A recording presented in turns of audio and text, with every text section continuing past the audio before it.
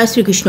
বন্ধুরা, 29শে জুলাই মঙ্গলবার নাগ পঞ্চমী পড়েছে। অত্যন্ত পাওয়ারফুল শক্তিশালী দিন। এই দিন মাটির যদি এরকম একটা নাগ দেবতা বানিয়ে নিতে পারো, ছোট্ট একটা বানিয়ে নেবে এবং সেটাকে নাগ পঞ্চমীর শুভ মুহূর্তে যে উপায়টা বলছি সেই উপায়টা করে দেখো। যাদের বহু কিছু করা হয়ে গেছে, মন্দির ঘুরে নিয়েছো, অনেক ব্রত করেছো, কোনো টোটকা কাজ করেনি, এইটা করে দেখো।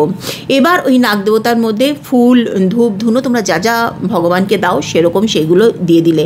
তারপর যেরকমভাবে আমি দেখাচ্ছি এই রকম 5টা প্রদীপ, তোমরা 5টা প্রদীপ সাজিয়ে নেবে এবং এরপর ওং নাগরাজায় নমঃ এই মন্ত্রটা 108 বার বলবে এবং তোমাদের যা মনস্কামনা সেই মনস্কামনাটা বলতে থাকবে। বলা হয়ে যাওয়ার পর এই জিনিসটাকে, নাগ দেবতাটাকে নিয়ে বাড়ির বাইরে কোনো মাটিতে পুঁতে দেবে বা কোনো প্রবাহমান জলে ভাসিয়ে দেবে। আবারও বলছি, কেউ যেন এই কাজটা দেখতে না পায় আর কাউকে এই জিনিসটা বলবে না। যদি বলো, টোটকা কিন্তু কাজ করবে না। যে কোনো টোটকা ফল পেতে গেলে গোপনে করতে হবে।